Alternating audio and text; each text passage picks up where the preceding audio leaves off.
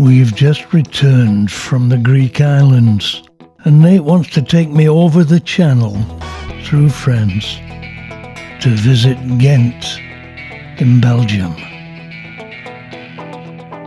Here we go.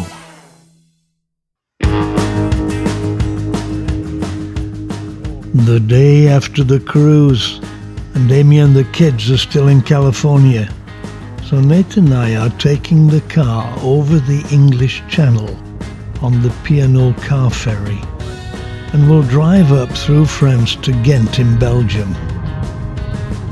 A city I've wanted to visit ever since I made a film about Bruges, and afterwards everybody told me I should visit Ghent. In front of us, the immortal white cliffs of Dover. There are times in my travels that I marvel at the variety and the means by which we can now travel. So today a different experience, albeit on a miserable cloudy day. The language here is sign language. Follow the signs.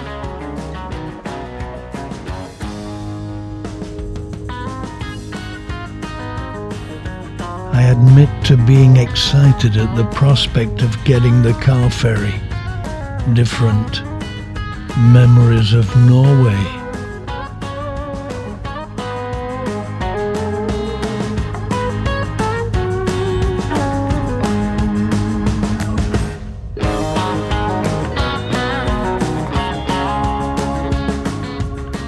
Park the car, get a coffee, and get a glimpse of the famous English Channel. Not calm today.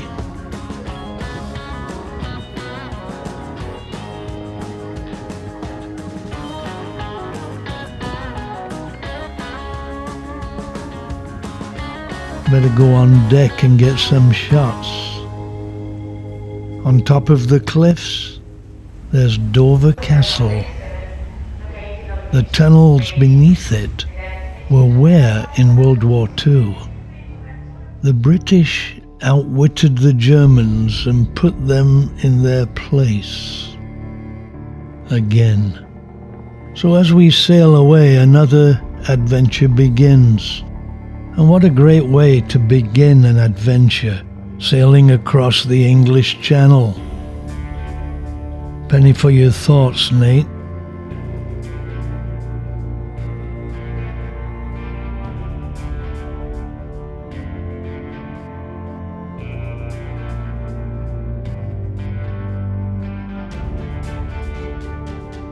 This is certainly a change from the calm azure waters of the Med.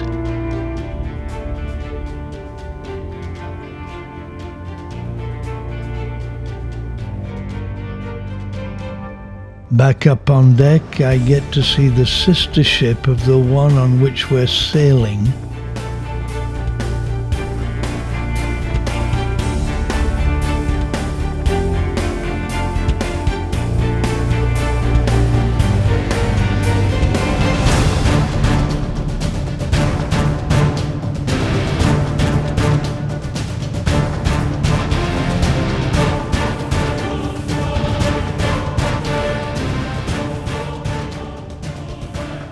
It took an hour and 45 minutes to cross from Dover to Calais,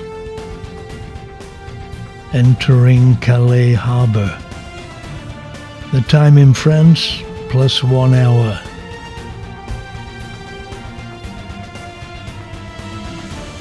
Not following the signs anymore, following the sat-nav.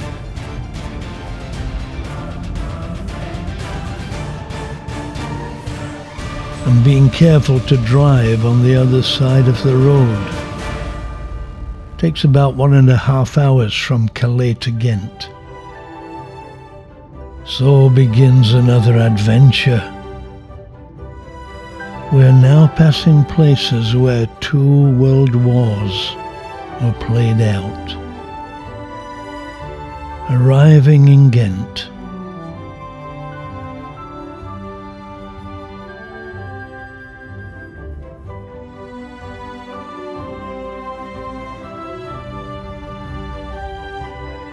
Nate chose a great Airbnb.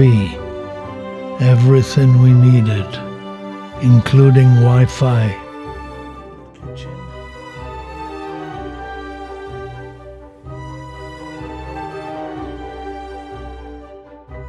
So off we go to explore, the main transportation here being bicycles and trams.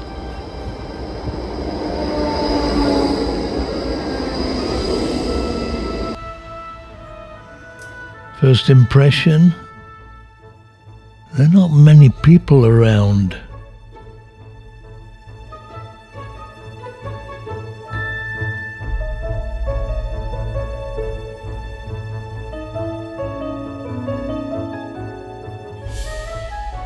We immediately encountered the canals.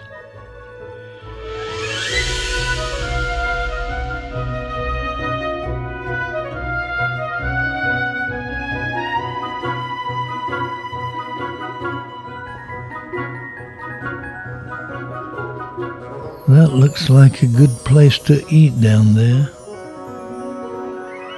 One thing I love about European cities is their trams.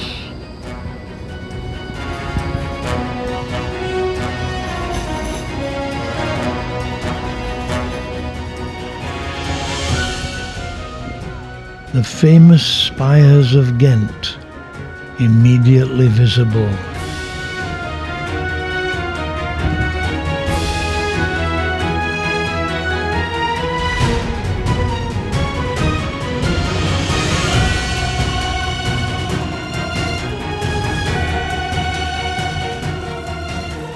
Some interesting sights. This is gonna be fun.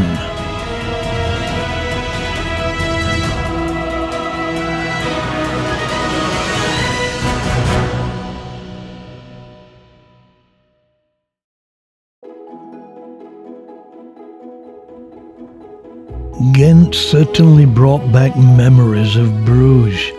It was a pleasure just to walk around. It's the third largest city in the country, after Brussels and Antwerp.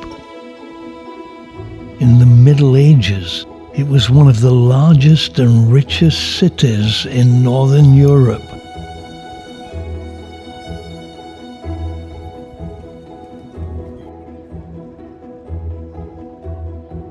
In the year 1300, it had a population of 50,000. At that time, a megacity. After the late 16th century, it became less important. But this resulted in a well-preserved historic centre that now makes Ghent a popular destination. Here we can walk back in time and still be surrounded by impressive Gothic, Renaissance and Baroque architecture. Enjoy the canals and taste the local food that is so good it can be found the world over. Grasley, Grass Quay, is a quay on the right bank of the Lay River. The quay opposite is called Cornlay. These quays were part of the medieval port that are now a tourist attraction in the city, with many cafes. So we decided to have lunch. Local food, one of the pleasures of travel. We got a table overlooking both history and modernity. Moule frite is a main dish of mussels and French fries. It's thought that the dish originated in Belgium. It's actually the national dish of Belgium. The site is one of the oldest in Ghent, dating back to the 5th century AD. Most of these houses here date back to the Middle Ages, although the monumental facades were restored in preparation for the 1913 World's Fair hosted by Ghent. Hawaiian food available. It has certainly grown in recent times. As of 1st of January 2018, it had a population of 560,000.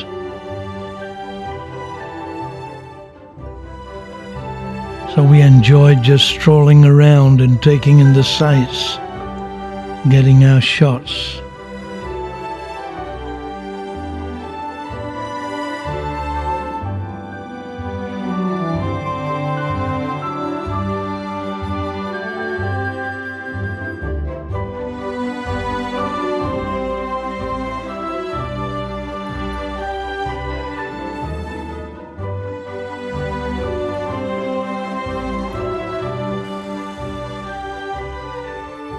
The canal's never far away.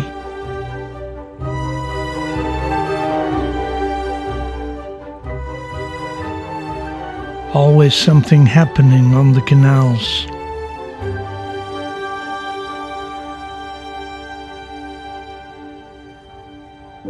Though Ghent is about 20 miles from the river estuary, the port of Ghent in the north of the city is the third largest port in Belgium and is accessed by the Ghent Canal. Nate did his time-lapse.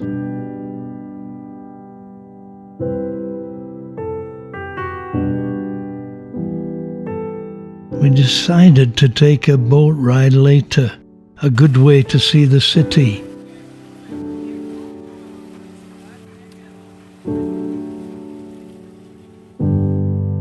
St. Nicholas Church nearby, we'll visit later. Some strange artwork.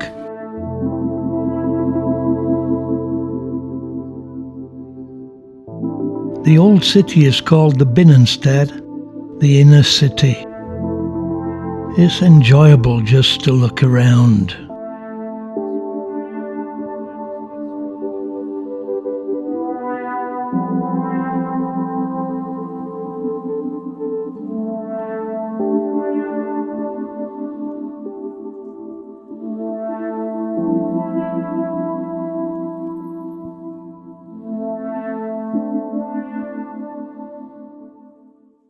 It's a beautiful day and the sun has come out again. We have blue skies and it is very enjoyable looking around the city. We're in the city centre, the heart of Ghent. An interesting place.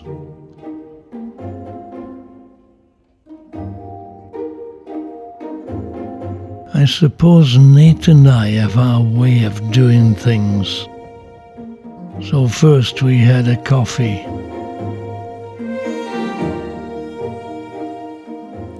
Then a walk. Enjoying a new destination.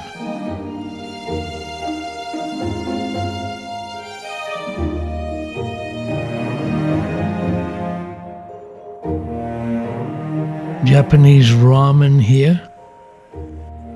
Grasley and Korenley, a popular destination.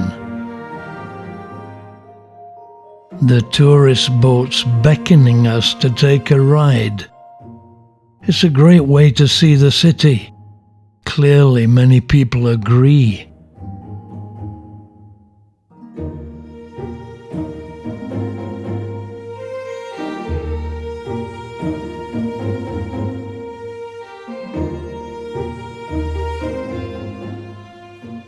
There are about 10 boats here.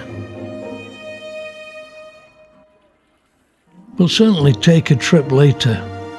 If a European city has a river, we can be sure that we get great views as we travel along it. Not only that, but usually the captain of the boat will give a running commentary as we proceed.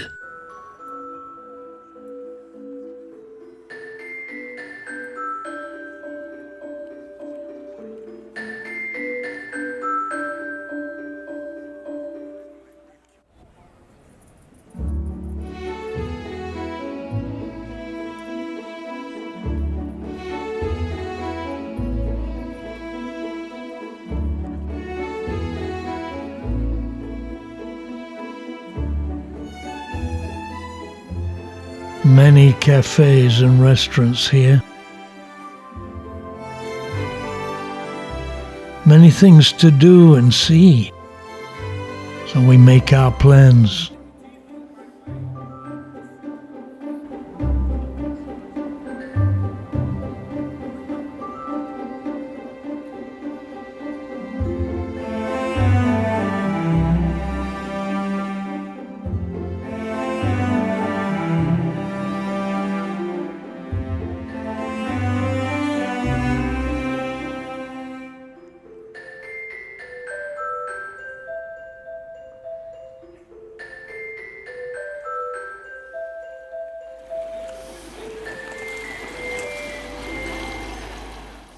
The Gravensteen, the Rock of the Counts, the castle, was on our list to visit, but unfortunately we encountered a problem we could hardly have foreseen.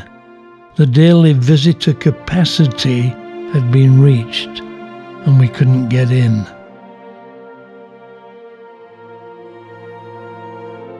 It's a medieval castle built in 1180. That was the residence of the Counts of Flanders until 1353. Later it was used for many purposes, including a court, a prison, a mint, and even a cotton factory. It's now restored and is a museum and a major landmark and tourist attraction, right in the heart of the city.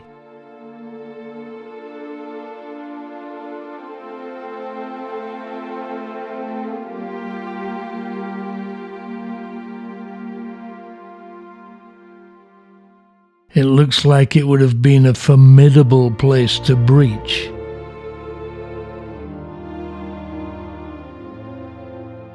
Both the outer walls and the wide moat adding extra protection. I imagine the Counts felt quite safe inside, though there is no record of it ever being attacked. Historians say it was intended to intimidate the burghers of Ghent, the townspeople, who often challenged the Count's authority. It was occupied once, however, on the 16th of November 1949, when students of Ghent University occupied the castle protesting a new tax on beer. The occupation, referred to as the Battle of Gravensteen Castle, involved 138 students who seized the castle buildings. Apparently they were not punished, but neither was the tax on beer rescinded.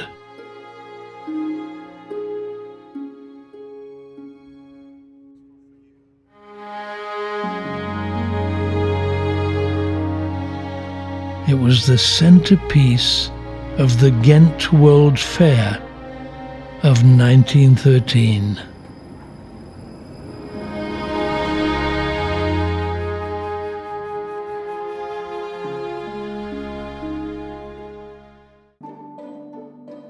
So we continue to stroll around Krasley. Much going on here.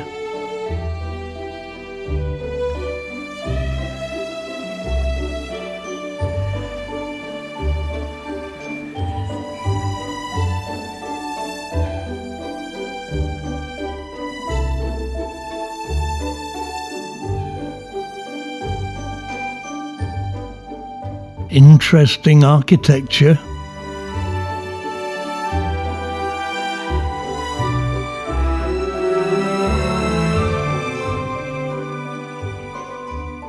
Great place for a selfie.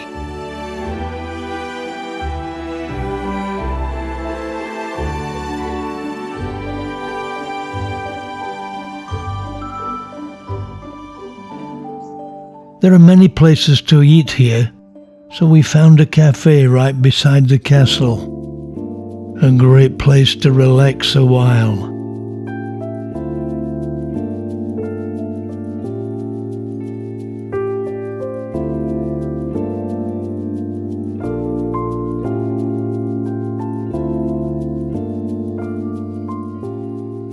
watching the trams, and reading about the castle that we weren't able to visit. So we enjoy it from the outside and have a chat.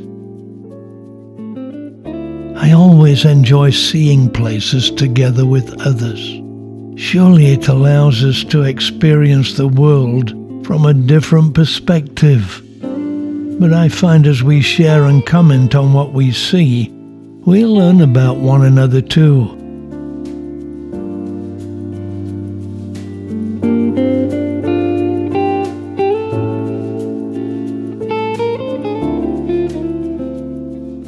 Of course, we're always making memories that we can later enjoy and share.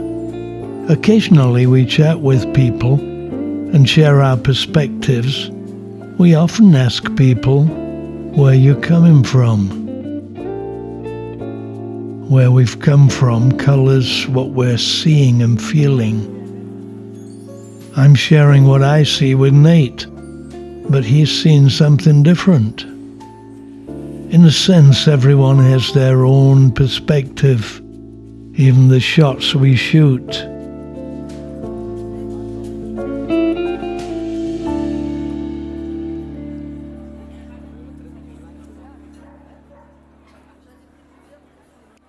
So back to our exploration. A fascinating place. History, always intriguing.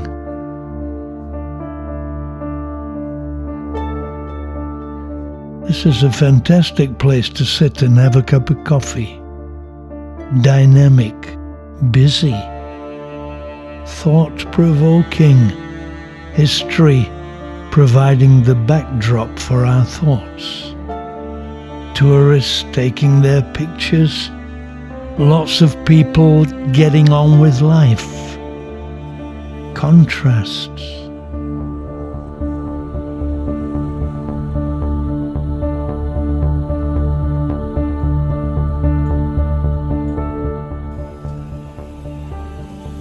So much happening.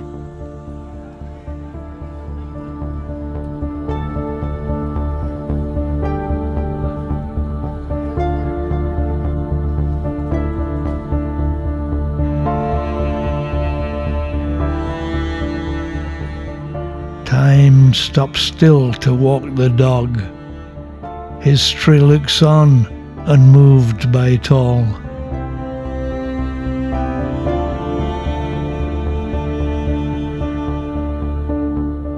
Some just sit a while.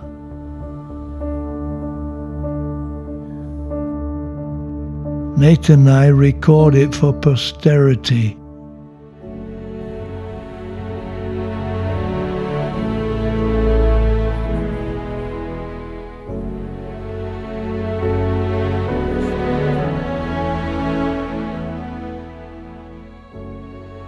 Back in the city, it's busy now.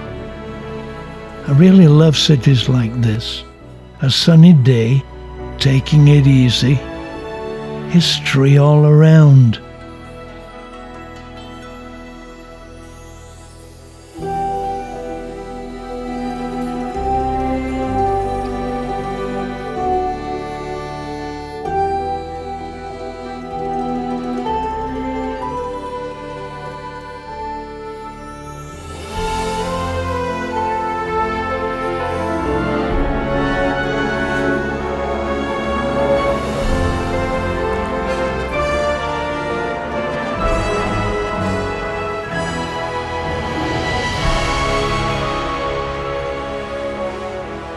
We then took a walk around the canals, getting some views of different canals and seeing different aspects of the city.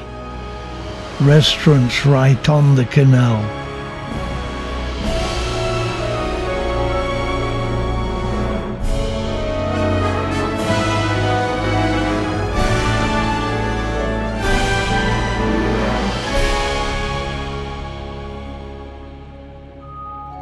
Some buildings very old.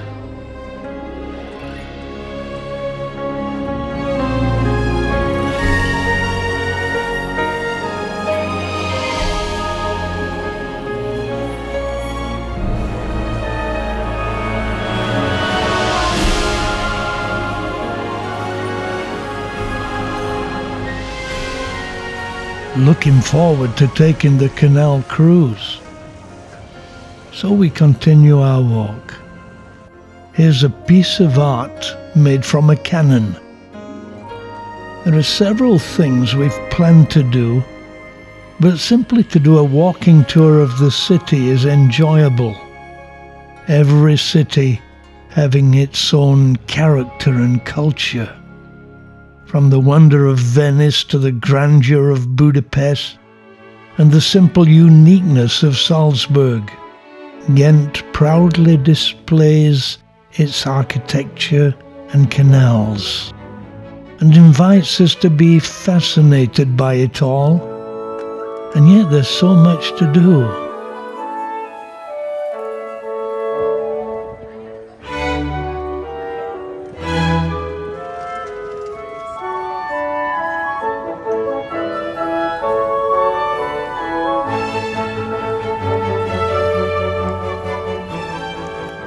In places, long promenades skirt the canals, making it a pleasure both to walk down and to cruise. Nate and I decided to do both. There's a friendly feel to the city. We were constantly encountering it.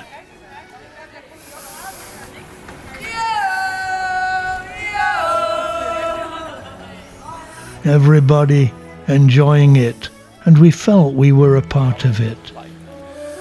Add food to the mix and we have a winner, be it their local stew or mussels with fries, the best waffles, and of course chocolate.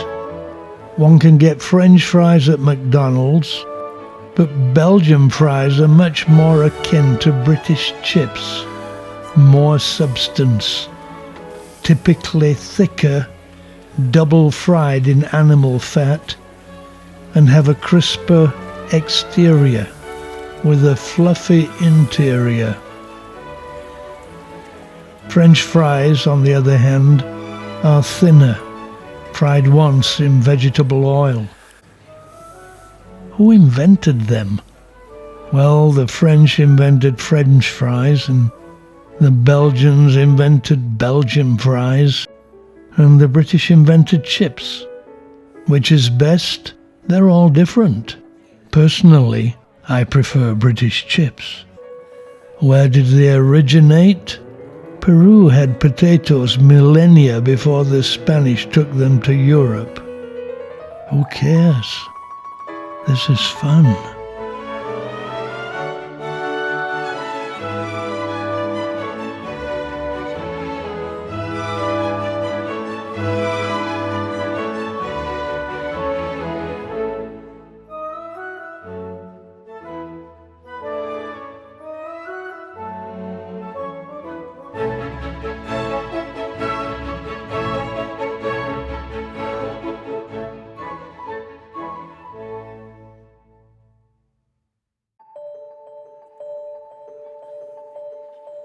It's a beautiful evening in Ghent, and we're looking for a good local restaurant to have dinner. Naturally, we're wanting to savour local delicacies.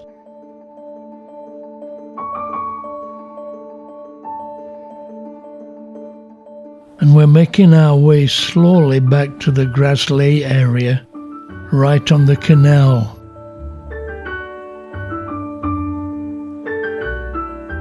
The setting sun casting long shadows. It seems like we're not the only ones looking for a place to eat. This is a popular place for dinner.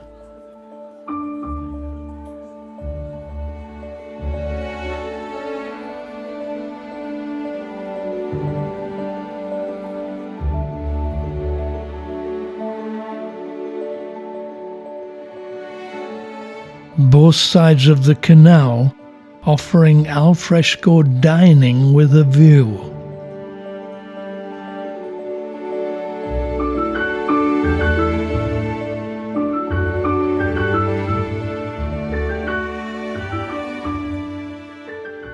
The place is crowded already, and it's only 6:30.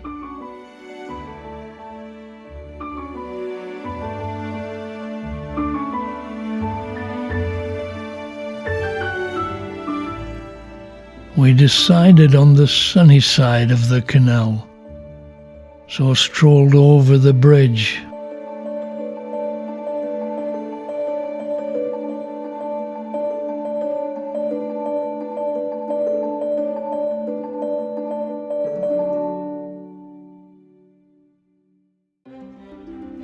We found what turned out to be an excellent restaurant, right next to the tram line and a great view. Tiger prawns to start, then the local stew with mashed potatoes.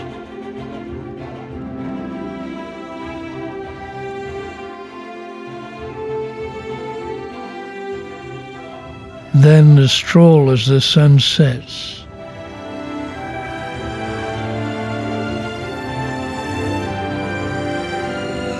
St. Nicholas Church we'll visit later.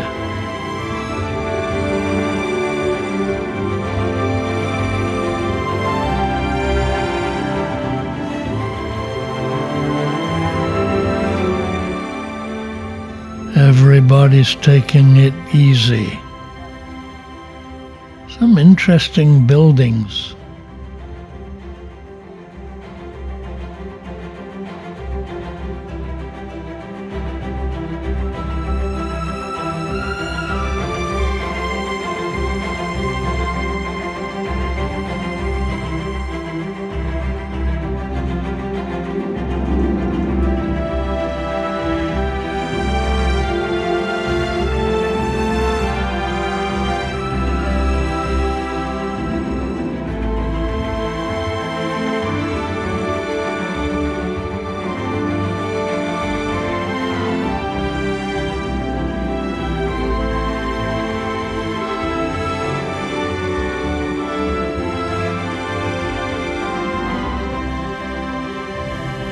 It's been a relaxing day today.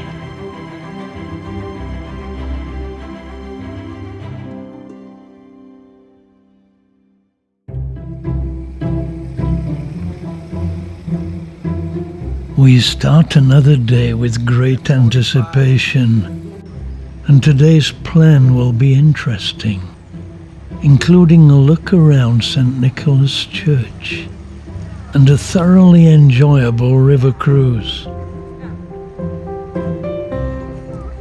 We first take a stroll along the canal.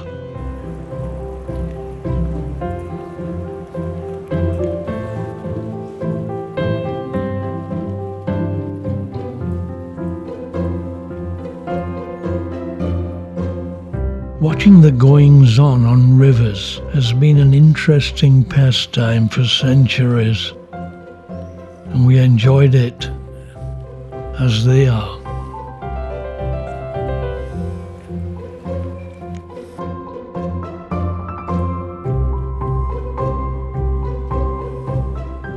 In places like this, we need to pay attention to detail. The angel is in the detail.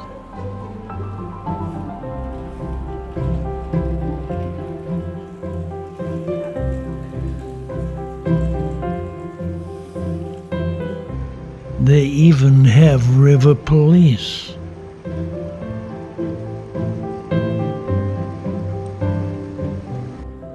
If you've been following my trip, you'll notice there's been great variety, from Far East to London, Greece, Cyprus, Turkey, and the Mediterranean, and now across the English Channel to France and Belgium. I always feel variety enhances perception.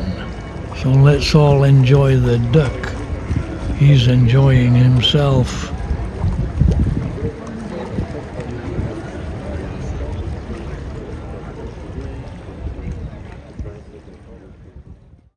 Ghent has a varied history. From being plundered by the dastardly Vikings, the city recovered and flourished from the 11th century on. In the 13th century, Ghent was the second biggest city in Europe after Paris. It was the leading city for cloth during the Middle Ages. Many reminders of that era survive today.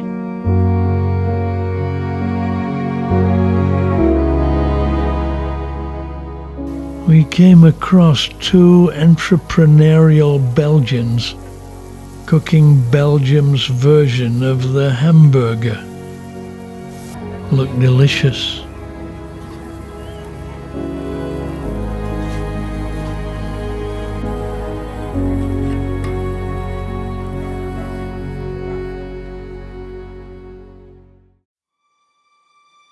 We then made our way over to St. Nicholas Church, a Roman Catholic church, one of the oldest landmarks in the city, built in the early 13th century to replace an even earlier Romanesque church.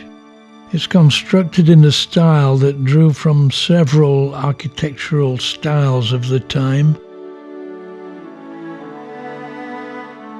I'm always amazed at the architectural intricacy and beauty of these medieval churches. They don't build places like this anymore. Modern architecture emphasizes functionality, cost efficiency, ease of building, leading to a lack of aesthetic beauty. Whenever I walk around places like this, my mind goes back to the time they were built. 800 years ago, artisans were carefully creating this masterpiece. A thing of beauty is a joy forever. The central tower carried the town bells until the nearby belfry was built. One of the treasures of the church is its organ, produced by the famous French organ builder Aristide Cavaillé-Coll. So we were able to enjoy this masterpiece of architectural splendor as the organ announced the return of spring. Enjoy it with us.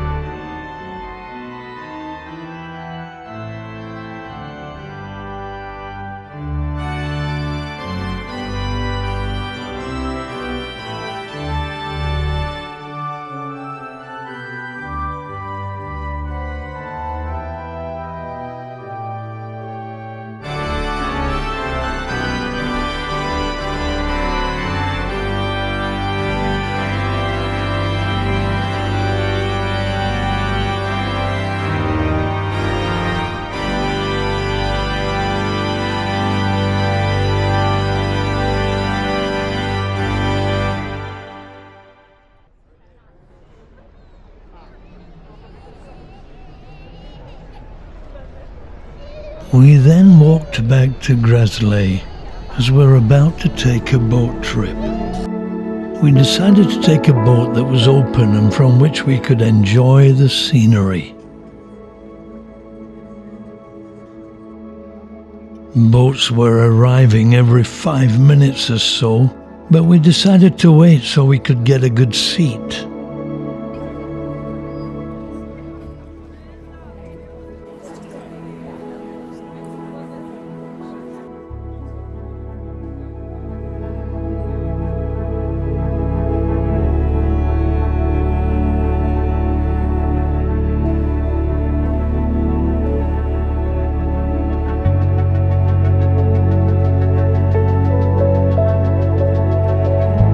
We had a very pleasant wait as we surveyed the wonderful location and watched life on the river. Echoes of history in our eyes.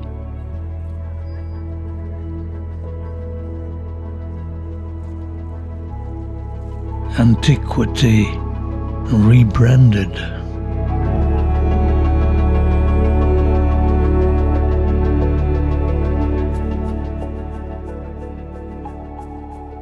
We were first on the boat and got an excellent seat from which to view and shoot. Well, we're about to get our river trip, 40-minute trip, 10 euros, and a nice day. This is always a pleasure. Having done river trips many times, I'm aware that we get some great shots if we keep our eyes open and have the cameras ready.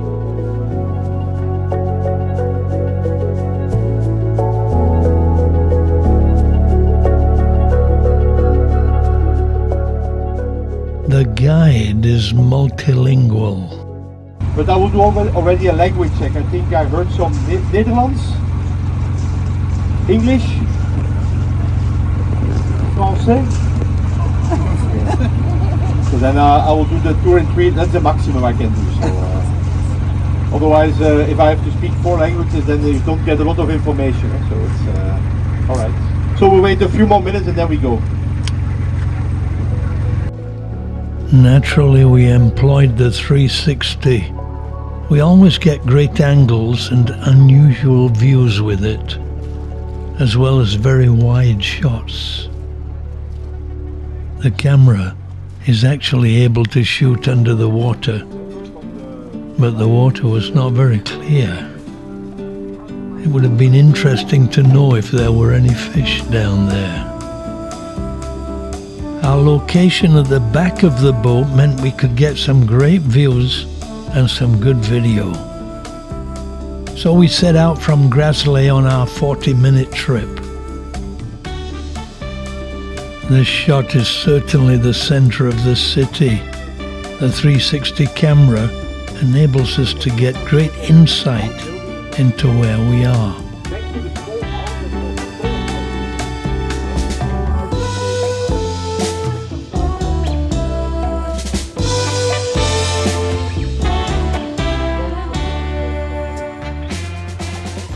A magnificent skyline here, stunning architecture. It is clear why I enjoy these river cruises. We're able to get views we should never otherwise be able to see.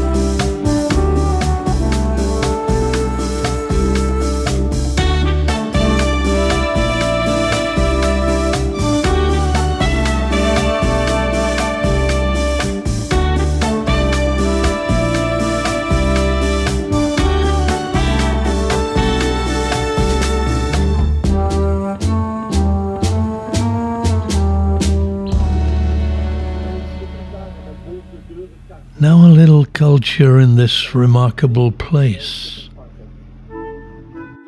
In some ways it reminds me of Venice. And as I was editing this film, my mind went back to the canals of Venice. The result? I'm sure music lovers will recognize strains of Offenbach and the Baccarole, Italian meaning a boat, and which was a favourite of the gondoliers. So we enjoyed our boat ride under exquisite bridges and buildings of yesteryear. On the left here, the old textile mills. One thing that Ghent has in common with Venice is that the sewage is dumped into the river every day. It's been like this for years. The outlets clear. Being a city of canals, it's also a city of bridges, some of them magnificent.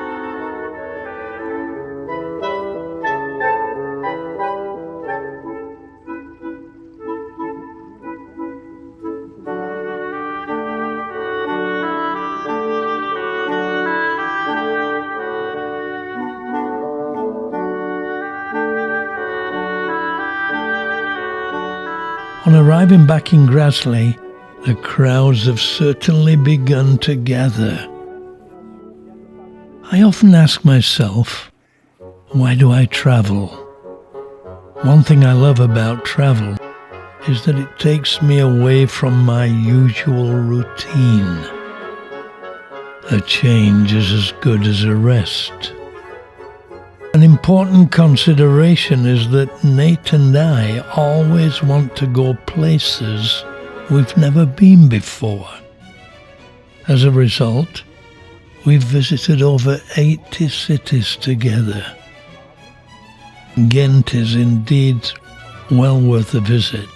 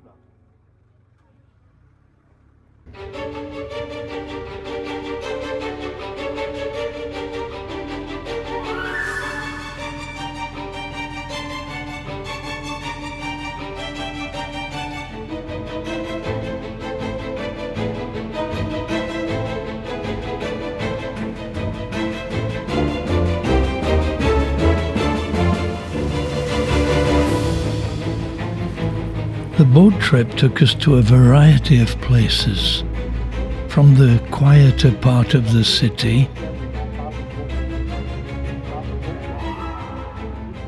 to the old factory sites,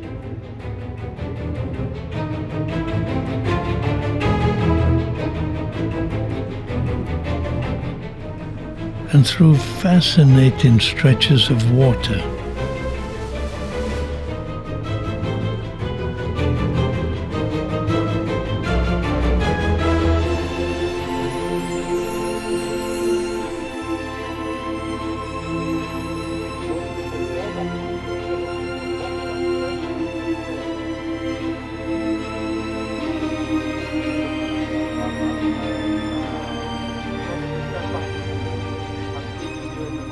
the bridges never far away.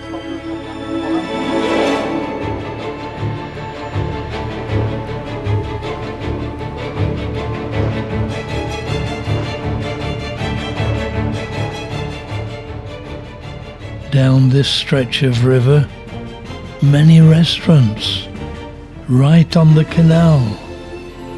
A great place to eat.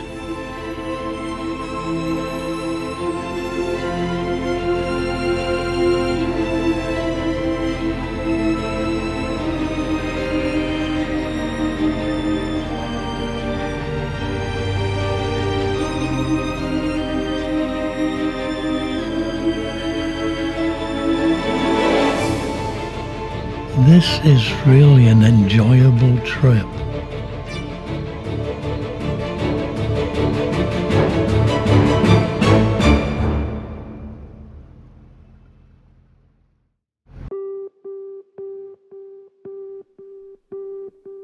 Our boat trip through this historic city continues, an aerial view clearly showing the river below, the iconic three spires prominent.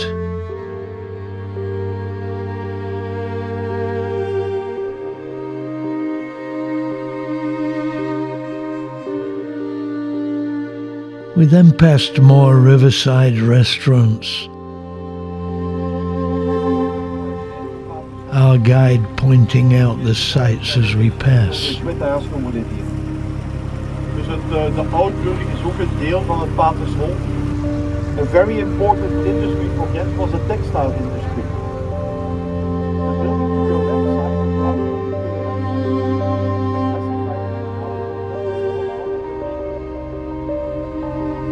side. In order to get back to the place where we started, we have to retrace our steps. We went down the river and then we came back up. Without taking the river trip, we would never even know these restaurants were here. The buildings and trees, creating pleasant views as we slowly float down the river.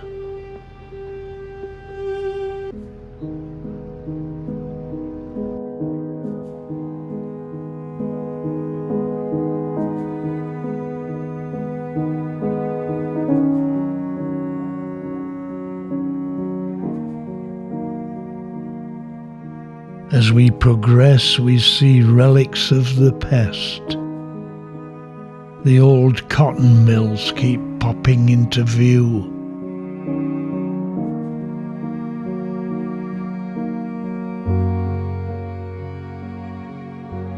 Sail with us.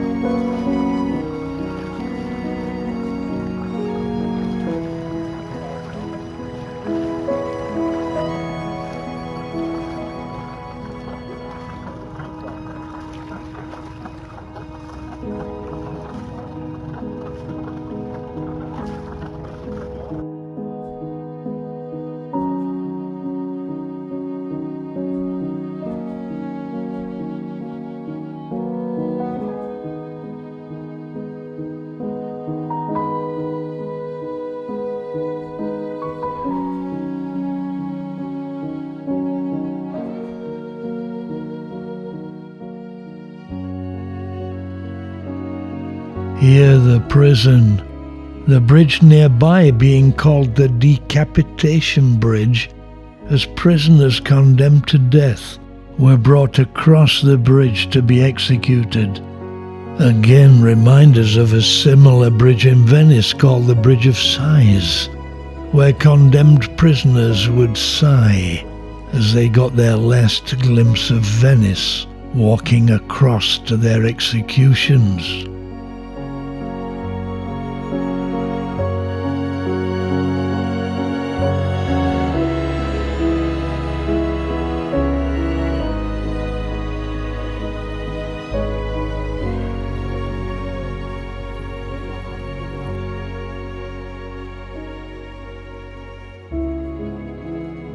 Finally, we arrived back in Grassley.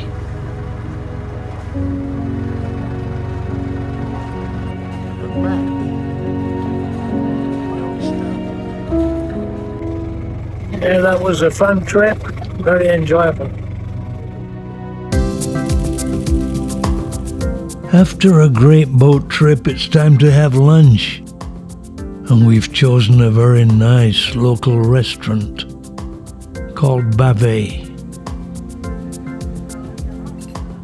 Well, I have ordered the local bolognese with meatballs and plenty of Parmesan cheese. I think I'm going to enjoy it. So this is the local spaghetti bolognese with meatballs and extra Parmesan cheese. It looks delicious and it smells good.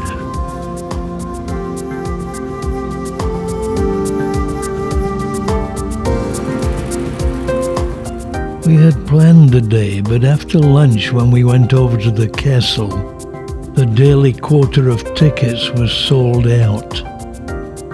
I have to say we were disappointed.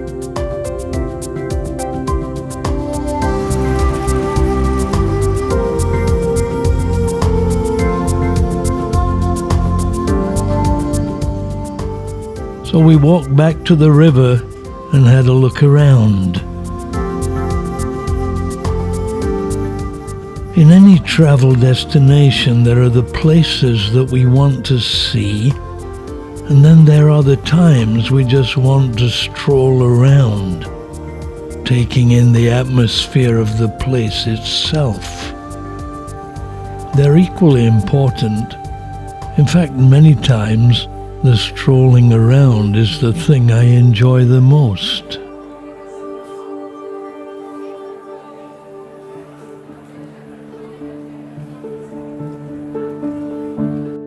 So this is Ghent.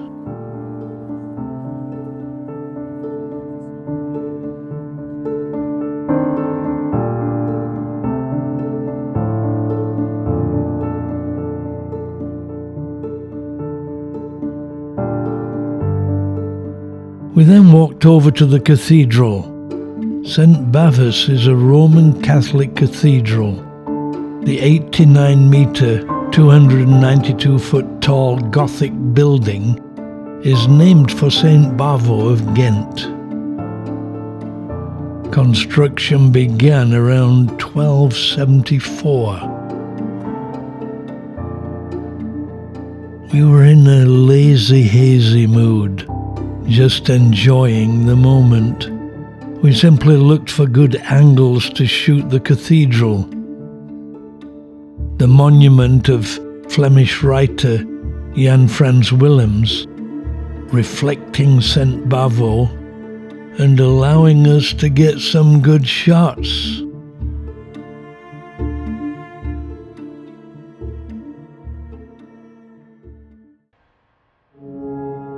The belfry is nearby. It's one of 3 medieval towers that grace the old city, the other 2 being St. Bavus Cathedral and St. Nicholas's Church. Its height of 91 metres, 299 feet, makes it the tallest belfry in Belgium. Construction began in 1313 and it was completed in 1380. It was near the end of this period that the famous gilded dragon brought from Bruges was placed on top of the tower. This is the carillon drum or score, which is programmed to play the carillon of bells. The Ghent Belfry's carillon is a 54-bell instrument weighing over 30 tons, with the heaviest bell, Roland, weighing 6,050 kilos, and the lightest weighing 9 kilos. The largest component of the carillon is the rotating drum, which has 17,500 holes.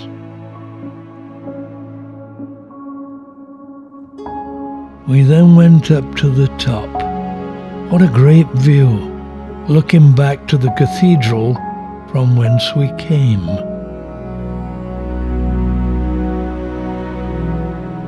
Watching life going on below, on this clear day, I believe we could see the sea. We certainly were able to get a different perspective of the city below.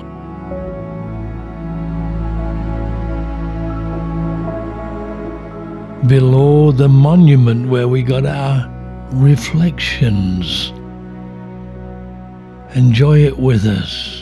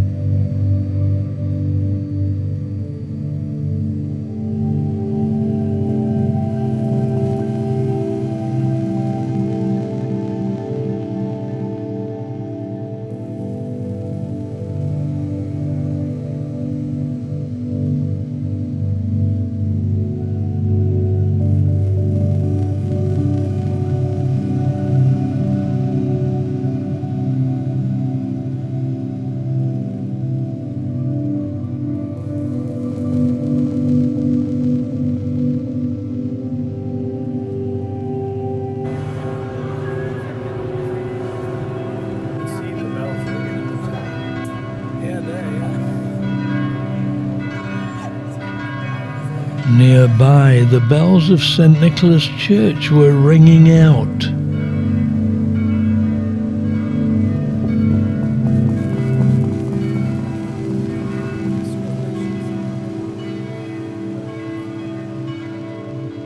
Looking down, we got a bird's eye view of the way that we would walk in a few minutes' time.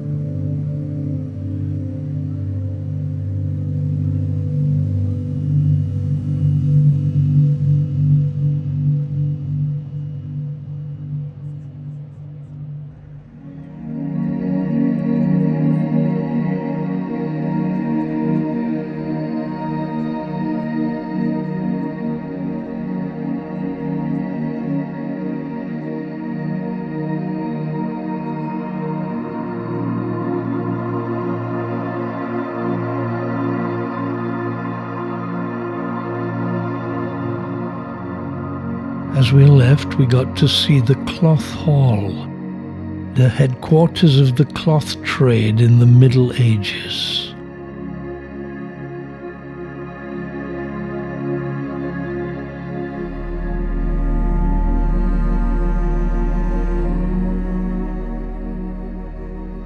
We then continued our stroll, going back down to St. Bavos Square and getting more shots.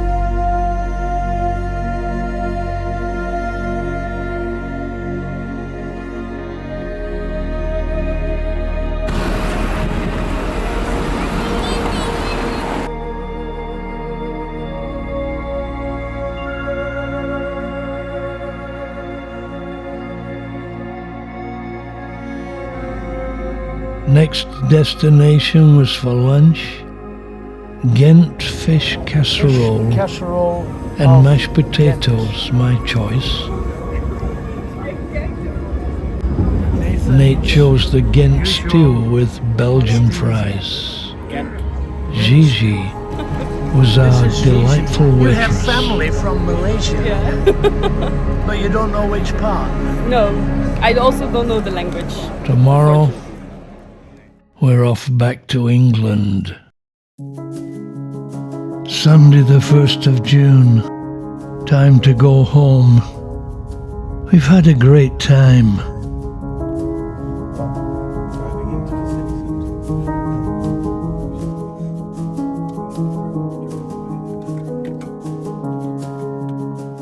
We are making our way through the city to the E40 motorway that will take us toward the ferry. We'll drive back down the coast of Belgium and France.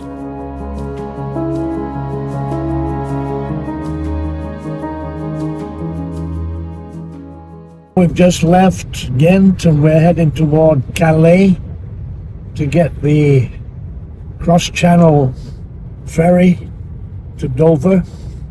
It'll take us about an hour and a half to get there. It's a dull day today, but we've had a great time. Nate's car is telling us we have only 9% of charge left in the car. The supercharger point is 27 kilometers away. No problem. We have stopped to get a supercharge on the battery. So it'll be just take maybe half an hour or so.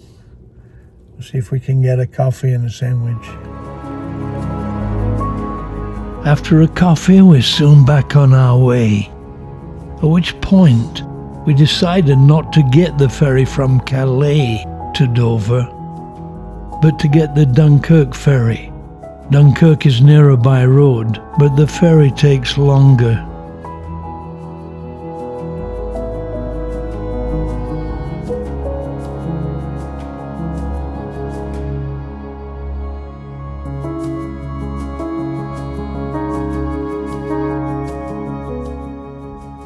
The good news is that there is a ferry ready to go right now.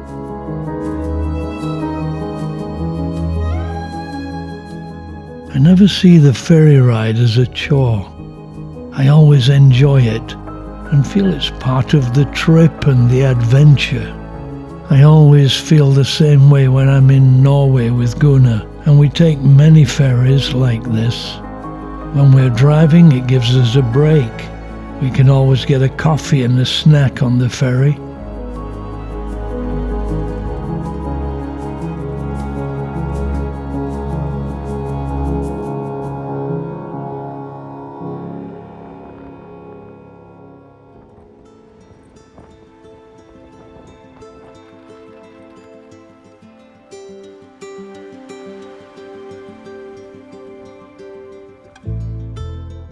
So once more we cross the English Channel, a relatively calm sea today.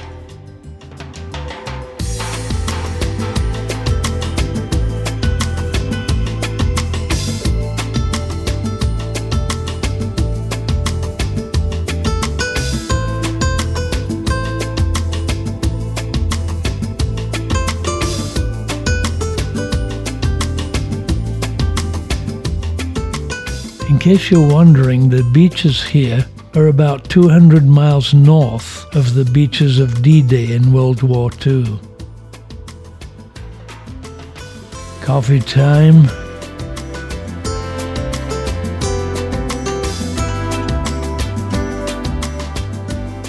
It's always fun to arrive in Dover and see the White Cliffs,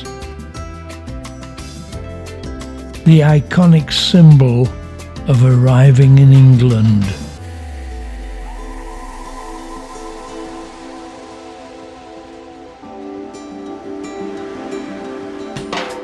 After finishing my coffee, I went up on deck to get some shots.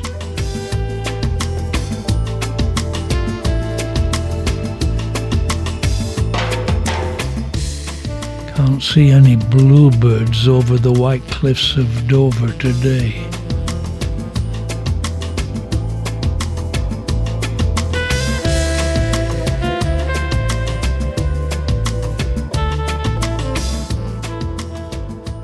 I love history and always enjoy exploring historical locations. But the English Channel really has a colourful history. It acted as a powerful natural defence, helping to shield Britain from would-be conquerors, from the Spanish Armada in 1588, and later Napoleon and the French, and the Nazi German cowardly attacks of World War II. When Francis Drake or Lord Nelson set out on a voyage, they would usually travel through the Channel. The first historical mention is from the Journal of Julius Caesar, where it was the first sight he saw upon reaching the island. The site of the White Cliffs of Dover has always had significance for British travellers, as they say both farewell and hello to thousands. Thus a symbol of hope and home.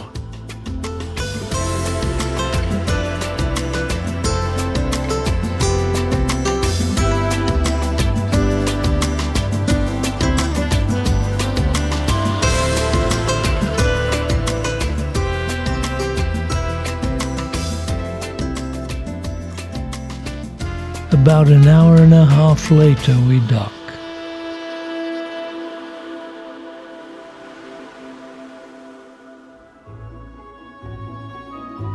Nate will now take me to rendezvous with Colin and head home, passing Dover Castle, then another supercharge.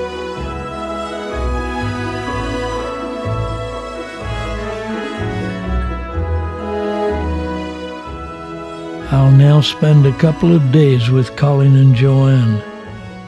Another memorable trip with Nate.